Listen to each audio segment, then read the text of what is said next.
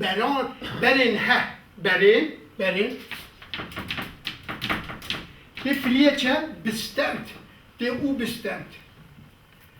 Men det er derfor, jeg siger, at der er ikke mange, dansk har hjulpet mig med at danne kurdisk, men når jeg kigger på det, der bliver skrevet på nettet, der er mange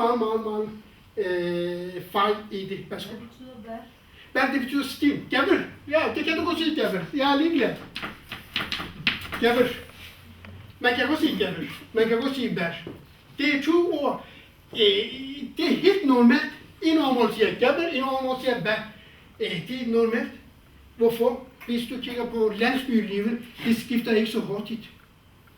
Og de har ikke så meget kontakt med hinanden på den måde, som en by med den. En siger gævel, og den anden siger bær. Men der er lige nogle ting, som jeg vil bare lige sige, at når det er debatten, så er halvdelen af den er taget afsted, når det vigtigste punkt, der skulle være her, fordi du skulle have været med til diskussionen. Så derfor så allerede første pause, der søgte jeg om, skal vi stille nogle spørgsmål nu mere, eller skal vi vente? Det bliver svært at huske alle de spørgsmål, man skal stille, hvis man skulle skrive det hele med. Så vil jeg lige sige, at jeg synes, det er virkelig spændende, at man har taget på de 2 måneder. Men det er jo ikke os, der skal bestemme, heldigvis. Det er ikke mig eller dig, eller Mustafa, der skal bestemme, hvad for en sprog, der skal være gældende. Men vi skal... Altså det er jo så spændende på den måde, at man... Vi er kurdisk jo det hele taget. Så sproget skal nok komme. Og det var også meget spændende med det der forskellige sprogs grammatik og udtalelser eller anderledes. Og det har vi slet ikke mulighed for at vide, hvis jeg ikke kan, så skal det, hvis jeg ikke kan. Kurdisk er jo sådan en... Jeg kommer fra Konya-området, hvor der er 2 landsbyer ved sådan en anden. De kalder det samme ord for forskelligt. Det er ikke fordi, det er 2 forskellige sprog, de snakker. De snakker begge 2. De snakker kurdisk. Det siger det i hvert fald. Men de bruger nogle forskellige ord til det samme ting. Så der er ikke noget at sige til, at det kurdisk er blevet delt i så mange stykker. Der er altså nogle historier også i. Jeg vil også sige tak for debatten. Det var rigtig godt. Jeg håber, der kommer flere af sådan her, hvor der kommer mange unge. Jeg vil prøve at komme med en anbefaling, som jeg har tænkt længe over. Altså ikke generelt, men i hvert fald her i Danmark. Jeg havde rigtig mange unger fra forskellige landsbyer, også fra Konya. Og der også, selvom de er familie, de kalder alle sammen hinanden desmor, men sproget er forskelligt. Jeg prøvede at lave ord, hvor forskellige landsbyer, hvad de siger, og så vil jeg komme med det, der siges er rigtig kurdisk ved siden af, og dansk. Selvfølgelig dansk. Vi skal have alt i vores dansk her i Danmark. Vi mangler rigtig meget materialer på dansk, og det er derfor, jeg støtter så meget Jian. Det er fordi, sådan en organisation, der fortæller om det kurdiske på dansk. Hvis vi skal samle vores folk, råder, så skal vi gøre det sådan, så at vi tiltrækker dem først, og så give dem sprog og alle de der ting. Men hvis det er rigtigt nok, hvis jeg ikke forstår sådan, så er det ikke sjovt for mig at sidde et sted i 3 timer, og så lytte til det, når jeg alligevel ikke forstår noget. Vi skal forstå hinanden, og det kan vi gøre ved at lave et ordbog, kom jeg i tanke om. Fordi det er sådan, at vi kan sætte ord på det. Vi kan ikke, jeg er også imod, at vi fjerner zaza, eller vi fjerner alle de der ord, som det er vores rigdom. Alt det er vores rigdom, synes jeg. Men det vi kunne gøre, bevare den imens at sætte noget nyt på, eller sætte det rigtige med deres, fordi vi kan ikke sige, at din er forkert, og din er rigtig, eller min er forkert, og din er rigtig. Det hele er kurdisk på en eller anden måde, er det ligesom kommet lidt væk fra hinanden. Men hvordan vi kan gøre det, det er meget svært. Der er mange idéer, men det der med ordbog, det virkede lidt. Altså jeg kunne ikke komme ind og så skrive en hel ordbog. Desværre, det havde jeg ikke så meget kræfter til, men det kunne være en idé at lave et ordbog. For hver landsby, hvis det skulle være det. Então, para estudar, você tem sangue Og så spurgte jeg hende, om de synger om Barzani, så begge de griner hele dagen. Sagde nej, de hverken synger om Barzani eller hans far. Så jeg forstår ingenting. Efter 3 måneder, så kunne vi godt kommunikere med hinanden. Og det der, hvor det er stor kløft mellem os kurder, forskellige dialekter, det er fordi, vi har været væk fra hinanden. Vi har ikke haft mulighed for at kommunikere med hinanden. Så derfor vi kan ikke forstå hinanden. Men nu der kommer TV, du kan selvfølgelig faktisk forstå, hvad Sorani det er. Det er vores rigdom, selvom vi har brug for et sprog, som samler nationen. Men dialekter, det er vores rigdom, den skal vi bevæge. Problemet er, du kan faktisk lære Sorani kurdisk sammen og undervise det i skolen.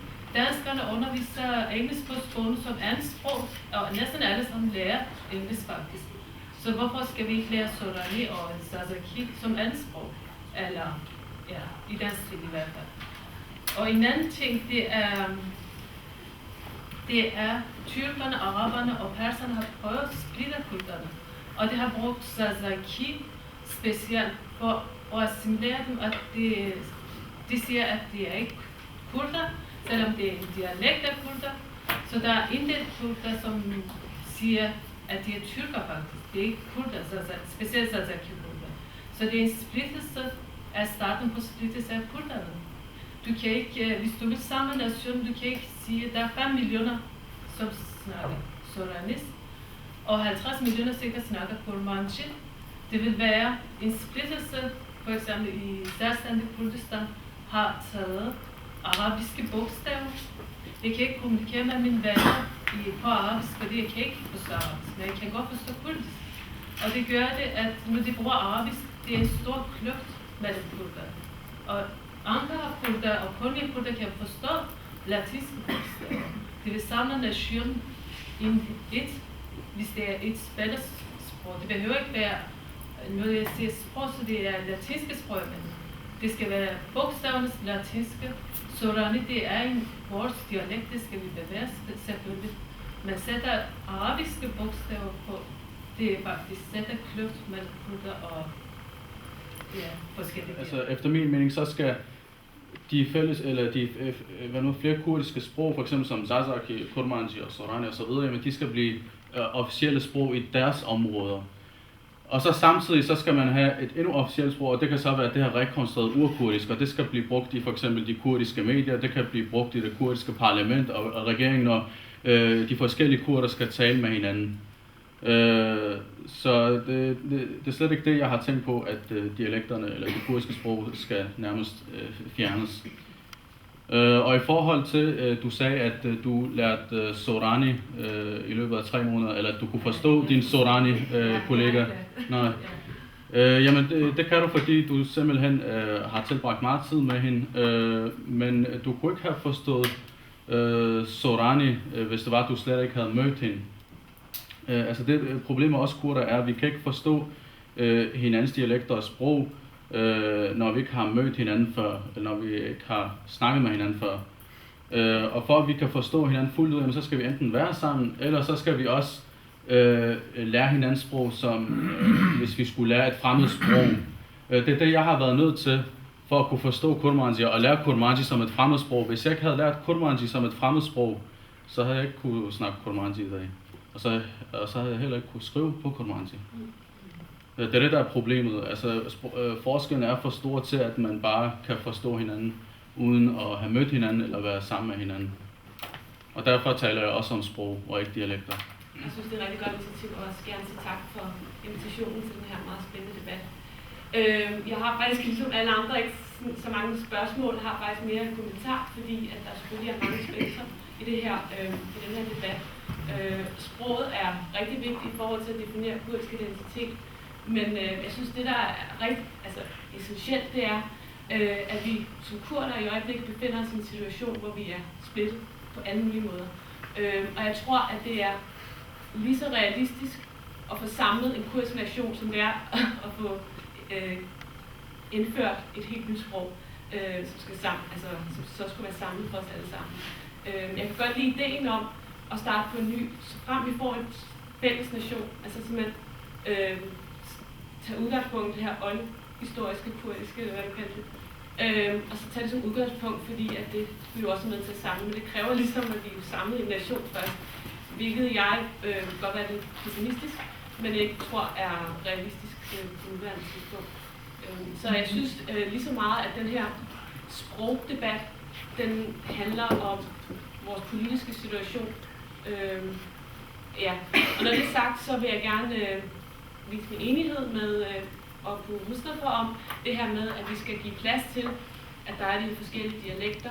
Og jeg tror ikke kun, det er dialekterne eller sprogene, som Zaman siger, der er med til at identificere kurdiskheden. Jeg tror lige så meget, det er andre ting, der samler kurder.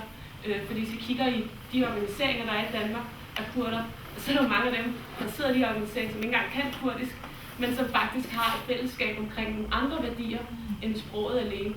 Og det tror jeg er lige så meget af vejen frem. Selvfølgelig skal vi holde fast i vores sprog, men jeg tror også, at vi skal forsøge at finde ud af, hvordan kan vi lige så meget holde fast i vores identitet på andre områder, både politisk og socialt, kulturelt, eller på andre områder end sprogligt også.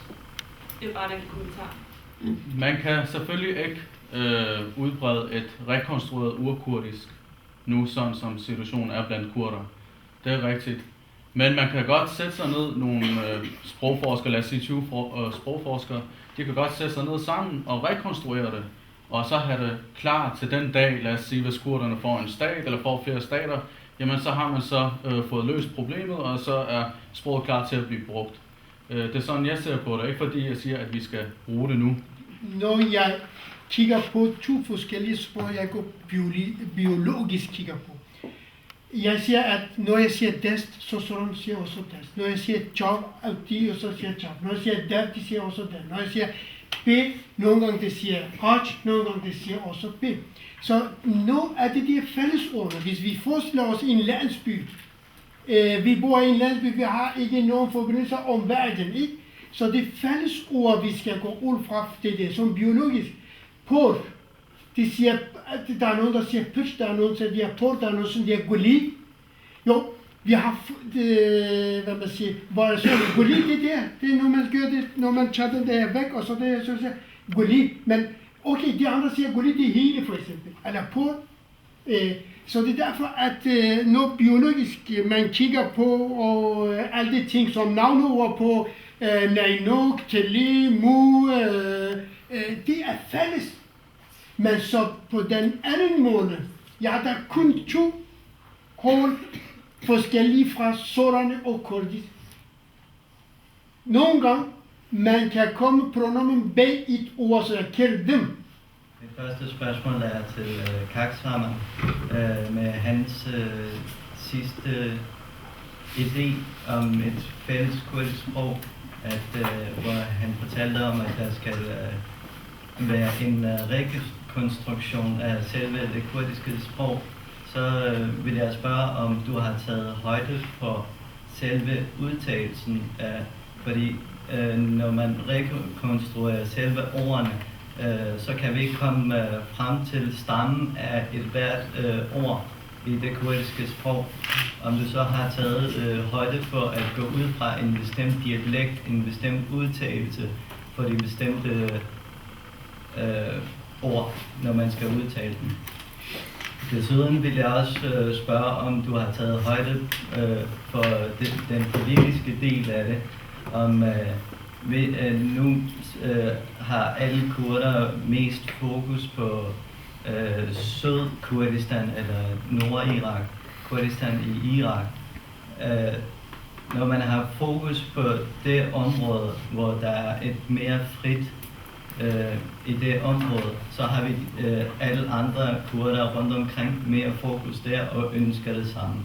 Men nu er det et bestemt område i Nord-Irak, men hvis der sker en forandring, for eksempel i Tyrkiet, Iran eller Syrien også, om hvorvidt det er at samle alle 4 delene sammen, eller om du har taget højde for, at det ikke bliver 4 forskellige Kurdistans dele til at starte med, og efter mange år kan vi have et fællesskab.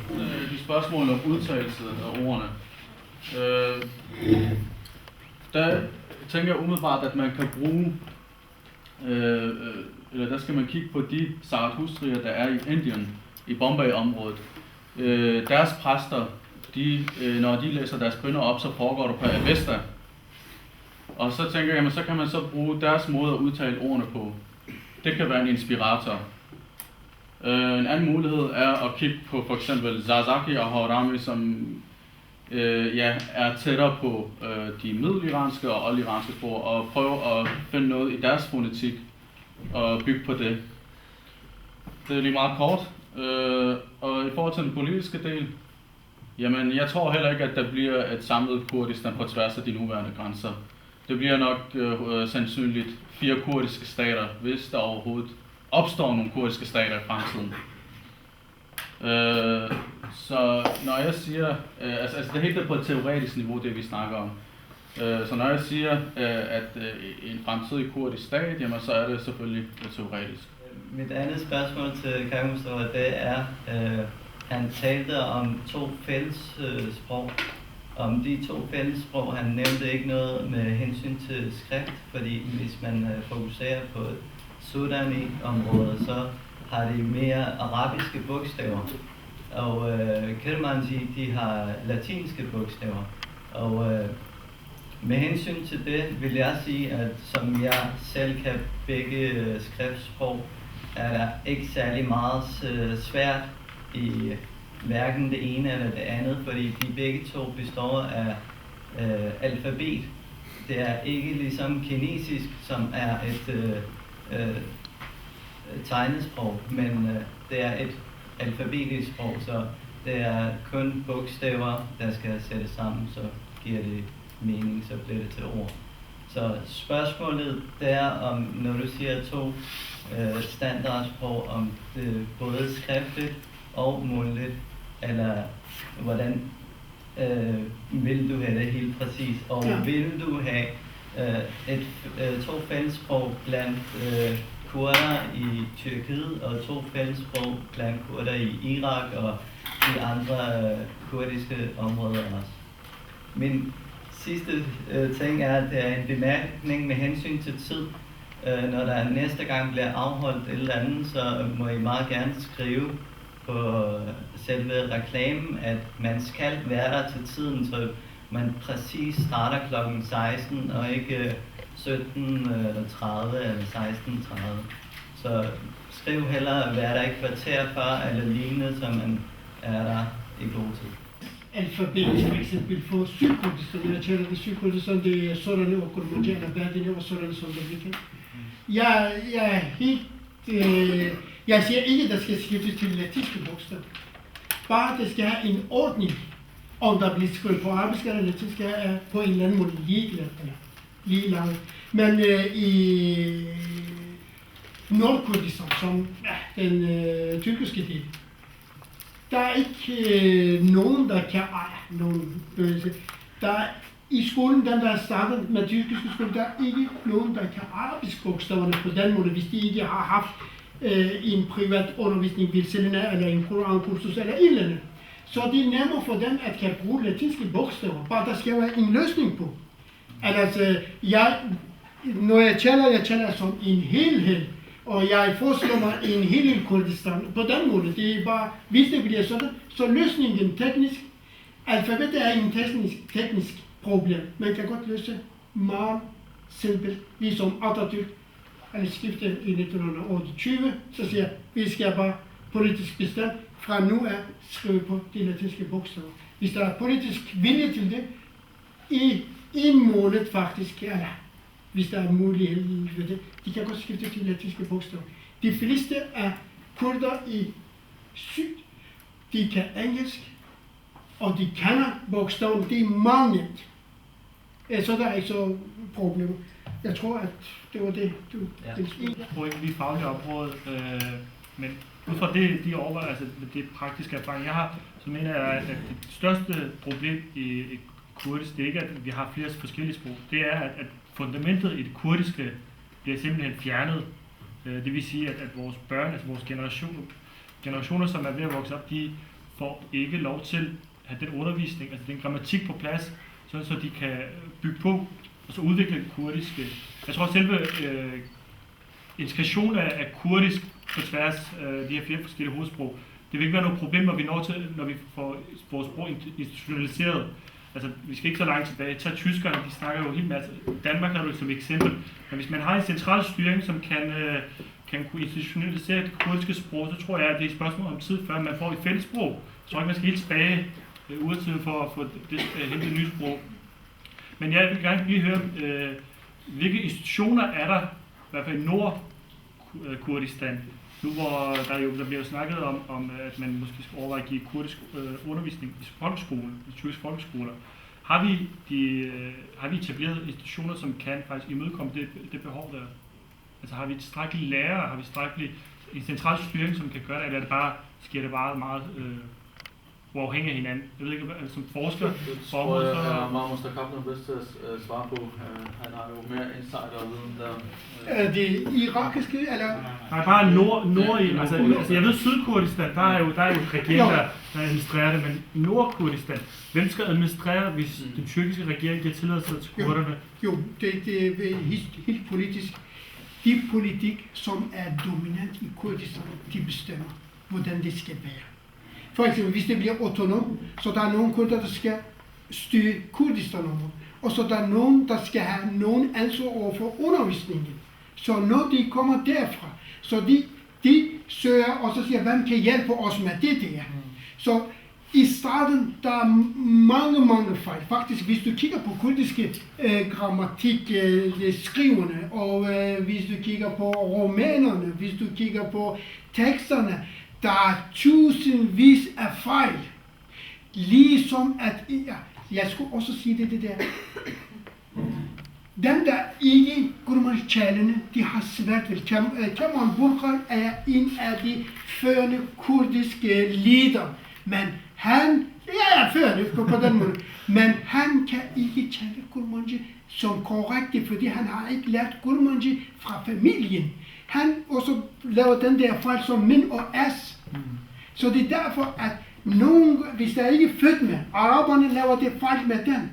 Der er nogle kurder, så det så siger, as du dit. Det er ikke rigtigt. Men du dit. På den måde, hvis der er en diskussion og en faglig eksperter. Har vi lige præcis den forum i dag i Nord-Kurdistan? Nej, de snakker, men nogle gange de snakker tomt. Det er jo, BDP har jo åbnet nogle kurser, hvor de tager udgangspunkt i Jalalat Badr-Brahms grammatik. Ja, jeg vil ikke komme nu på det der, fordi at nu der er en, der har skrevet det i Jean Deco. Adjektiv former. Det er normale former, så komparativ og superlativ. Det er ikke rigtigt på kurmanji. Det er ikke rigtigt. Man siger ikke sortrin på kurmanji. Kurmanji, man siger jahamiyo sorter. Så det er derfor, at vi har accepteret det. Jamen, jeg er helt enig, men det jeg efterspørger, det er sådan en mere, er der et forskerforum inden for jeres fagområde, som beslutter nogle af de her ting, altså går ind og praktisk tager stilling til det, de drøfter det her, og så på baggrund af det beslutter det her? Nej, der er ikke nogen beslutning. Der er ikke noget lige nu? Nej. De holder konferencer i Bruxelles mange gange. De inviterer fra Soran-området, de inviterer fra Kurmanji, men der er kun en fælles, for eksempel spas.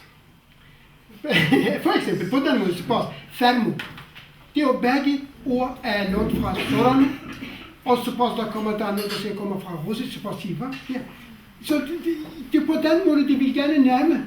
Sprog, men det bliver meget svært. Som han mener. Jeg håber, I har nyttet det lige så meget som jeg. Vi ser som netavisen i Gion, det går frem til også at byde på flere spændende arrangementer, debatter og seminarer.